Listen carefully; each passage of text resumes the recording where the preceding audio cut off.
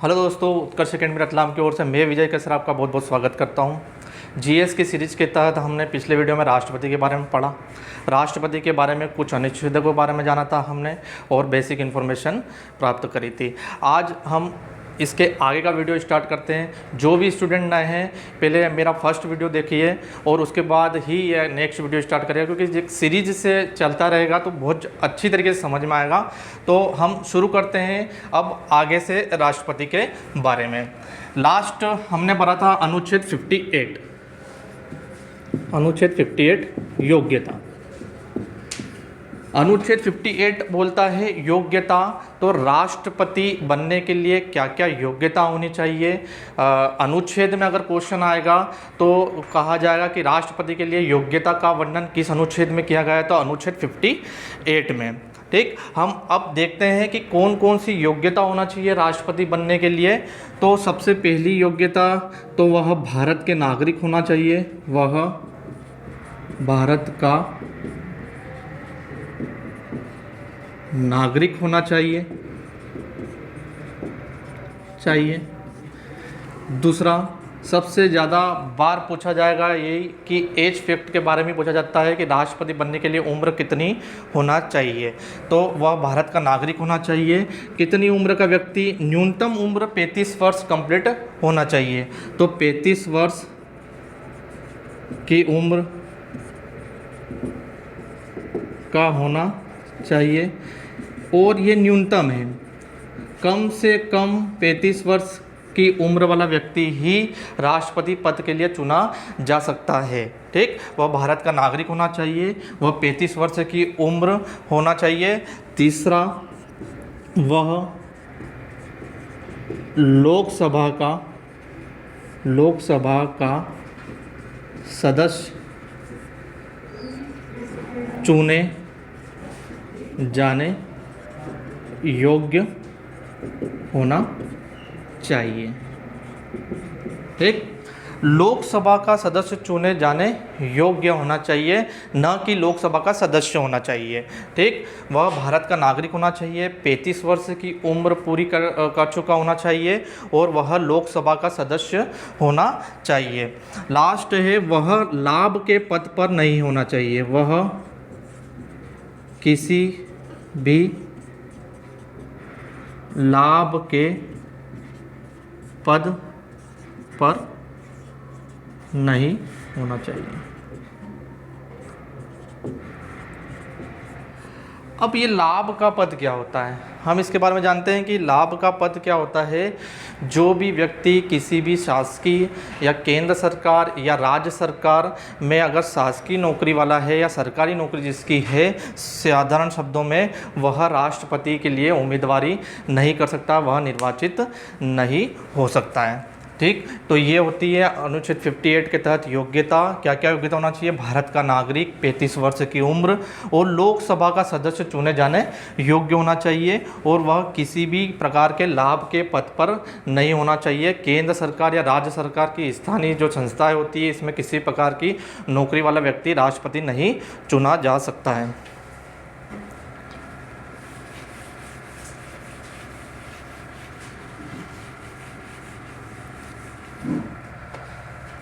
अनुच्छेद 58 हो गया। अनुच्छेद 59 शर्तें राष्ट्रपति पद के लिए शर्तें।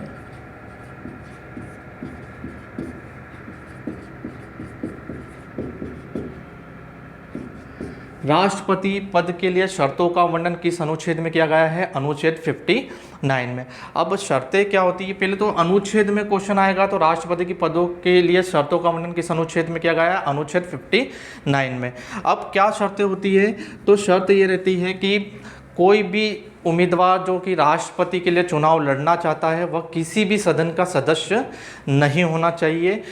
जैसे कि वह लोकसभा का सदस्य है या राज्यसभा का सदस्य है या किसी विधानसभा का सदस्य है, तो वह किसी भी सदन का सदस्य नहीं होना चाहिए। अगर ऐसा व्यक्ति राष्ट्रपति के लिए चुना जाता है तो उसे उस सदन की सदस्य से त्यागपत्र देना होता है। तो अपना आंसर क्या आएगा? राष्ट्रपति पद के लिए शर्तों में वह किसी भी सदन का सदस्य नहीं होना चाहिए। वह किसी भी सदन का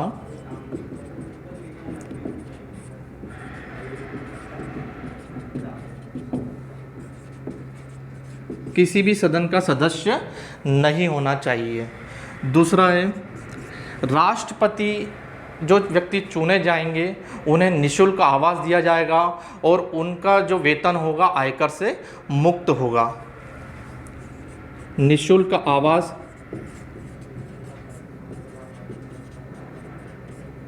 एवं वेतन आयकर से मुक्त। ठीक, वह किसी भी सदन का सदस्य नहीं होना चाहिए।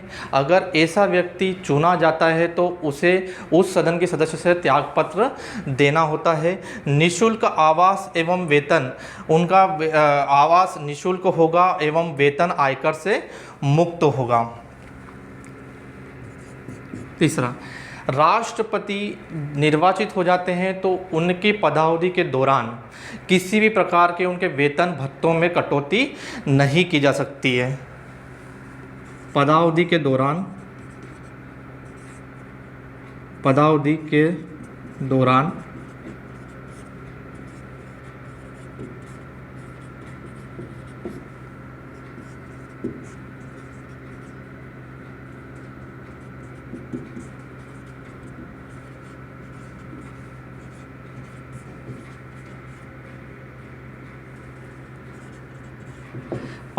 दौरान उनके वेतन एवं भत्तों में किसी भी प्रकार की कटौती नहीं की सकती। यह है राष्ट्रपति पद के लिए शर्तें। अनुच्छेद 59 क्या कहता है? अनुच्छेद 59 राष्ट्रपति पद के लिए शर्तें। कौन कौन शर्तें होते हैं? वह किसी भी सदन का सदस्य नहीं होना चाहिए। अगर ऐसा व्यक्ति है और अगर चुना जाता है तो उसे उस सदन के सदस्य से त्यागपत्र देना होता है। उसे उन्हें चुने गए व्यक्ति को या राष्ट्रपति का निःशुल्क आवास और उनका वेतन आयकर से मुक्त होगा और पदावधि के दौरान उनके वेतन और भत्तों में किसी प्रकार की कटौती नहीं की जा सकती है। यह है अनुच्छेद 59 जो कि राष्ट्रपति पद के लिए शर्तों की व्याख्या करता है। नेक्स्ट अनुच्छेद के बारे में पढ़ते हैं हम। अनुच्छेद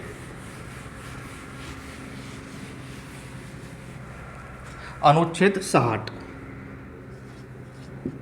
अनुच्छेद 60 या आर्टिकल 60। अनुच्छेद 60 शपथ का वर्णन करता है। राष्ट्रपति जो शपथ लेते हैं उसकी व्याख्या किस अनुच्छेद में की गई है? अनुच्छेद 60 में। शॉर्ट में हम ध्यान रखते हैं सिर्फ शपथ। राष्ट्रपति की शपथ का वर्णन किस अनुच्छेद में किया गया है? अनुच्छेद 60 में। राष्ट्रपति को शपथ कौन दिलाते हैं? भारत के मुख्य न्यायाधीश। भारत के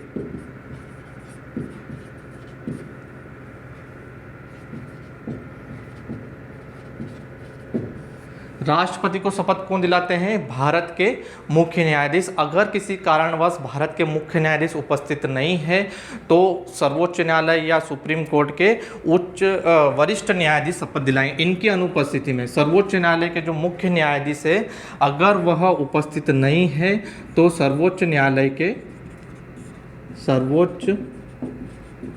न्यायालय के वरिष्ठ न्यायाधीश।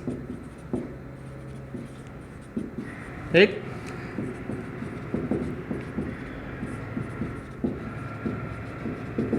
ठीक। राष्ट्रपति की शपथ का वर्णन किस अनुच्छेद में? अनुच्छेद 60 में। राष्ट्रपति को शपथ कौन दिलाता है? तो भारत के मुख्य न्यायाधीश। और अगर भारत के मुख्य न्यायाधीश किसी कारणवश उपस्थित नहीं है तो वरिष्ठ न्यायाधीश जो कि भारत के मुख्य न्यायाधीश के नीचे वाली रैंक में जस्ट होंगे वो वरिष्ठ न्यायाधीश शपथ दिलाएंगे। तो राष्ट्रपति की शपथ का वर्णन किस अनुच्छेद में किया गया? अनुच्छेद 60 में। अनुच्छेद 61 महाभियोग। वर्ड ध्यान रखना, महाभियोग का सीधा साधा अर्थ है राष्ट्रपति का पद से हटना। या तो राष्ट्रपति अपना इस्तीफा स्वयं दे दे या फिर अगर वह संविधान का उल्लंघन करते हैं तो उस स्थिति में उनके ऊपर महाभियोग लाया जा सकता है और पूरी प्रक्रिया के तहत राष्ट्रपति को हटाया जाता है। तो राष्ट्रपति पर महाभियोग की व्याख्या किस अनुच्छेद में की गई है? अनुच्छेद 61 के तहत। हम इस पूरी डिटेल से जानते हैं कि महाभियोग की प्रोसेस क्या होती है।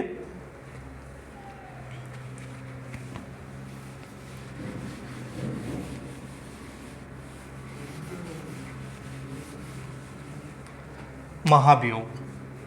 अनुच्छेद 61 महाभियोग। अब महाभियोग का अर्थ क्या होता है? राष्ट्रपति को पद से हटाना। और महाभियोग में सिर्फ एक ही कारण होगा, संविधान का उल्लंघन, क्योंकि संविधान से बढ़कर कुछ नहीं है। और अगर राष्ट्रपति भी अगर संविधान का उल्लंघन करते हैं तो उन पर महाभियोग लाया जा सकता है।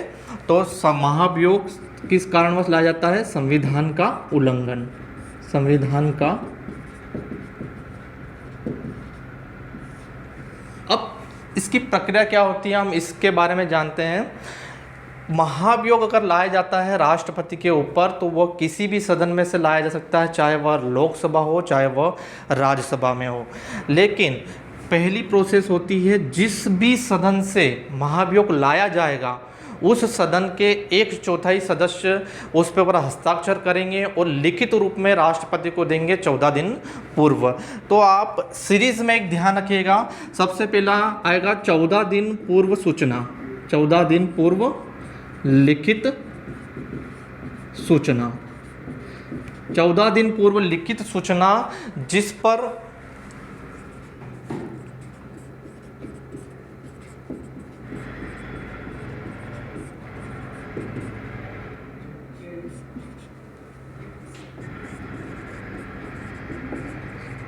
पर उस सदन के 1/4 सदस्य के हस्ताक्षर होते हैं।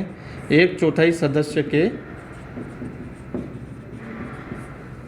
हस्ताक्षर होते हैं जिस सदन से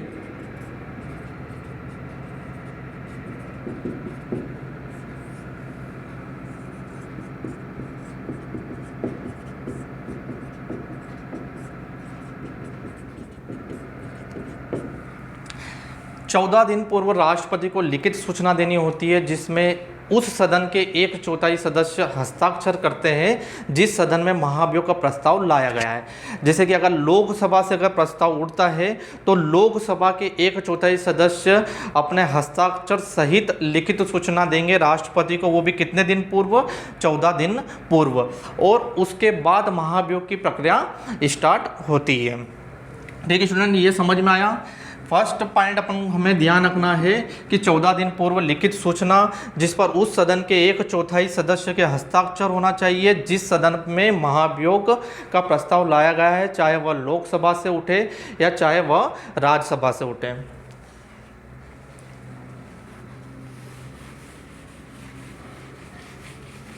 अब सेकेंड पॉइंट हम देखते हैं कि हम मानिए अगर लोकसभा से उठा है, अगर लोकसभा से प्रस्ताव उठा है तो लोकसभा के सदस्य जो होंगे 1/4 सदस्य उसके ऊपर हस्ताक्षर करेंगे और राष्ट्रपति को 14 दिन पूर्व लिखित सूचना देंगे।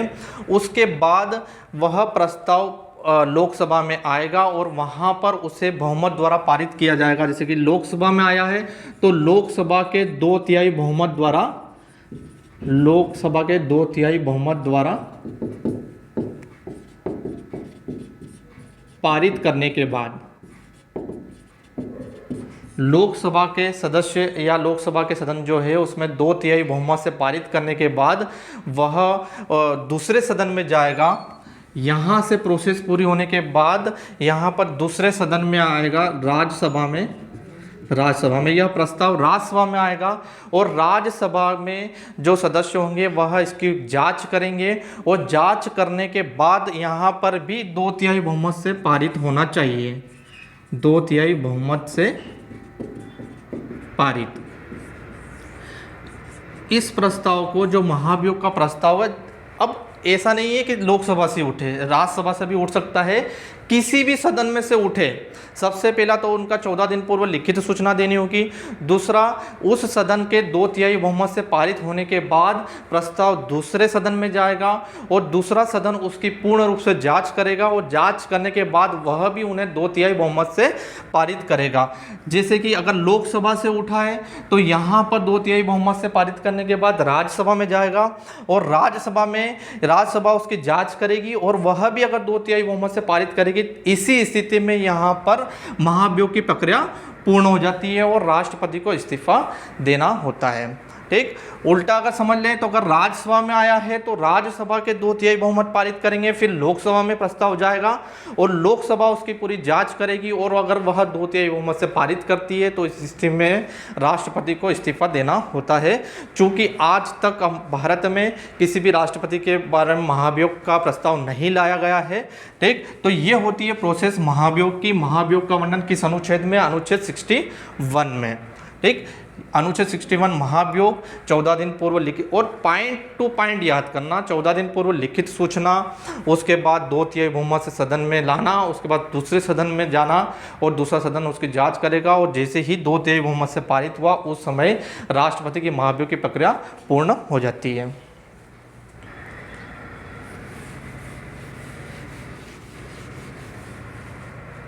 अनुच्छेद 62, अनुच्छेद 62 ये कहता है कि पदावधि के दौरान ही यह डिसाइड कर लिया जाता है कि राष्ट्रपति की जो पद रिक्ति है उसके पहले ही पुनः निर्वाचन कर लिया जाएगा। मतलब पद रिक्ति के पूर्व निर्वाचन, पद रिक्ति के पूर्व निर्वाचन। राष्ट्रपति की पद रिक्ति, राष्ट्रपति का कार्यकाल कितना होता है? 5 वर्ष का होता है। तो 5 वर्ष कंप्लीट होने के पूर्व ही राष्ट्रपति का निर्वाचन कर लिया जाना चाहिए।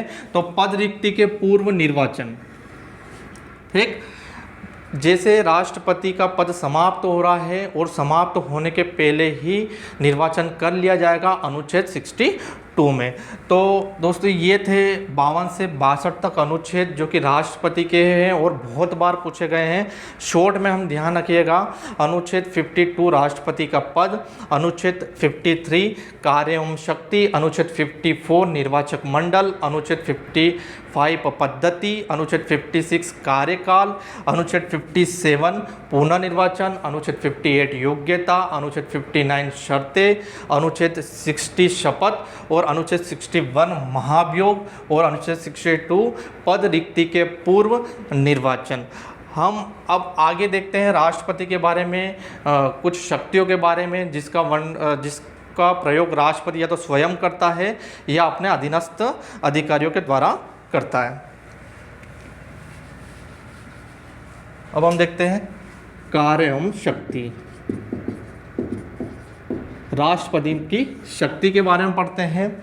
या तो क्वेश्चन आता है कि राष्ट्रपति अपनी शक्तियों का प्रयोग किस प्रकार करता है, तो ऑप्शन में अपने स्वयं रहेंगे, स्वयं एवं अपने अधीनस्थ अधिकारियों के द्वारा या अधीनस्थ अधिकारियों के द्वारा। तो हमें ध्यान रखना है कि राष्ट्रपति के पास जो भी पावर दी गई है, क्यों? क्योंकि सबसे ज़्यादा पावर किस में है?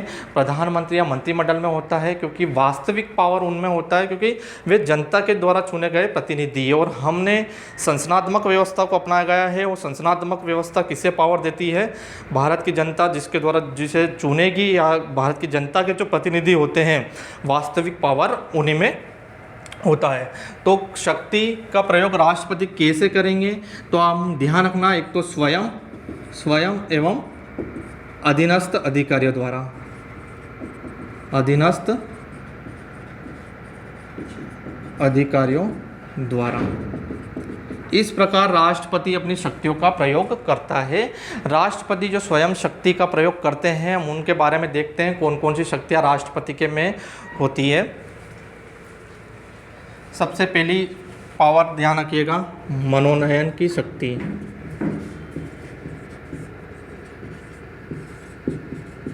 मनोनयन का मतलब होता है सदस्यों को मनोनयन, सदस्य के मनोनयन की शक्ति। मनोनीत करना, मैंने आपको बताया था, निर्वाचित और एक मनोनीत। मनोनीत सदस्य मतलब राष्ट्रपति स्वयं मनोनीत करते हैं उन्हें, और जो निर्वाचित सदस्य होते हैं वो जनता द्वारा निर्वाचित होकर आते हैं।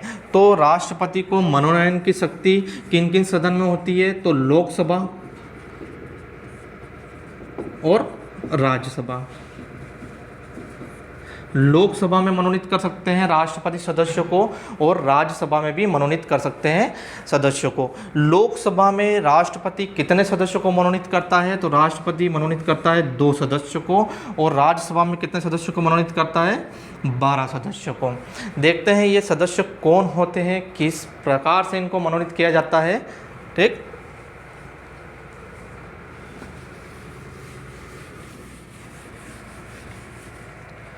सबसे पहले हम देखते हैं लोकसभा में। लोकसभा में कितने सदस्य मनोनीत होते हैं? 2 सदस्य। अब ये 2 सदस्य कौन होना चाहिए? ये 2 सदस्य होते हैं आंग्ल भारतीय। ये 2 सदस्य आंग्ल भारतीय होना चाहिए।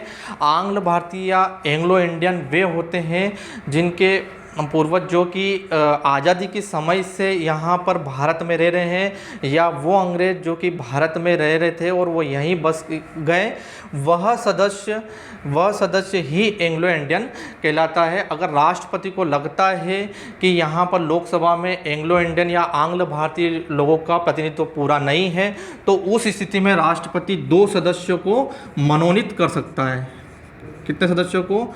2 सदस्यों को मनोनीत कर सकता है। और ये सदस्य कौन होना चाहिए? आंग्ल भारतीय होना चाहिए। अगर अनुच्छेद पूछेगा तो अनुच्छेद 331 के तहत 331 के तहत राष्ट्रपति मनोनीत करता है। ध्यान रखना, अनुच्छेद 331। अनुच्छेद 331 के तहत राष्ट्रपति कितने सदस्यों को लोकसभा में मनोनीत कर सकता है? 2 सदस्यों को। और वे 2 सदस्य कौन होना चाहिए? एंग्लो इंडियन या आंग्ल भारतीय। बात करते हैं हम राज्यसभा में। तो राज्यसभा में कितने सदस्यों को मनोनीत करता है राष्ट्रपति? तो राज्यसभा में राष्ट्रपति मनोनीत करता है 12 सदस्यों को मनोनीत करता है। 12 सदस्य मनोनीत करता है। और ये 12 सदस्यों को अनुच्छेद 83 के तहत, किस अनुच्छेद के तहत? अनुच्छेद 83 के तहत राष्ट्रपति राज्यसभा में 12 सदस्यों को मनोनीत कर सकता है। और ये 12 सदस्य विशेष ख्याति प्राप्त व्यक्ति होना चाहिए, चाहे वह कला, साहित्य, विज्ञान, किसी भी क्षेत्र में एक विशेष ख्याति एवं दक्षता प्राप्त होना चाहिए। कला, साहित्य, विज्ञान, खेल।